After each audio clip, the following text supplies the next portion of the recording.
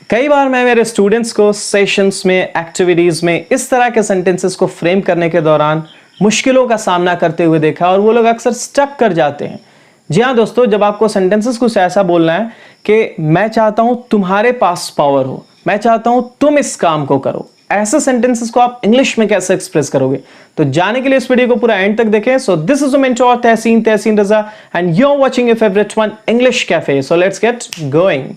Yes guys, अगर आपको बोलना है कि मैं चाहता हूं तुम इस काम को करो, तो इस तरह के सेंटेंसेस को आप सिंपली ऐसा बोलोगे। सबसे पहले समझिए इस बात को कि मैं चाहता हूं, तो आप सिंपली बोलोगे आई वांट, तुम इस काम को करो, तो यू। अब उसके बाद एडिशनली जो भी वर्ब होगा, स्टेट ऑफ एक्शन है तो two plus base form of action, जैसे टू प्लस V1, और अगर किसी के कुछ होने का सेंस है तो टू प्लस बी, और अगर किसी के पास कुछ होने का सेंस है तो टू प्लस हैव।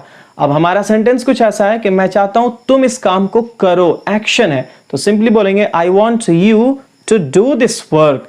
मैं चाहता हूं तुम्हारे पास अथॉरिटी हो, तो I want you to have the authority. मैं चाहता हूं तुम डॉक्टर बनो, I want you to be a doctor. ऐसे हम लोग सेंटेंसेस एक्सप्रेस कर सकते हैं। अब एक चीज जो कई बार लोग मिस्टेक कर जाते हैं वो ये कि यहाँ पे जैसे आई वॉन्ट यू, यू क्या है? यू तो सब्जेक्टिव और ऑब्जेक्टिव दोनों केस है, लेकिन जब किसी दूसरे प्रोनाउन को हम लोग यूज करेंगे तो वहां लोग कंफ्यूज हो सकते हैं कि यहाँ सब्जेक्टिव केस यूज करना है या ऑब्जेक्टिव केस यूज करना है। क्योंकि जो भी चीज करना है, मैं चाहता हूं तुम इस काम को करो, तो करने वाला कौन है? तुम। तो उसके लिए क्या है कि वहां सब्जेक्टिव केस कभी गलती से भी ना लगा, हालांकि वहां पे ऑब्जेक्टिव केस ही लगेगा।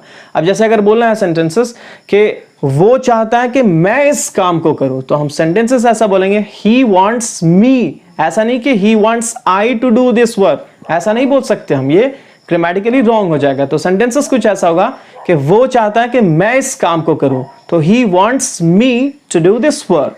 वो चाहता है कि मेरे पास डिसीजन मेकिंग हो, तो he wants me to have the decision making. वो चाहता है कि मैं इस टीम का लीडर रहूं, तो he wants me to be a leader. तो उम्मीद है आज का इंटरेस्टिंग लेसन आपको काफी पसंद आया होगा। तो ऐसा ही फर्दर इंटरेस्टिंग लेसन के लिए आप हमारे साथ जुड़े रहें। So kindly do like, share and subscribe to my channel as well guys. We'll see you in the next video. Till then, enjoy my previous lessons. Bye bye. Take care.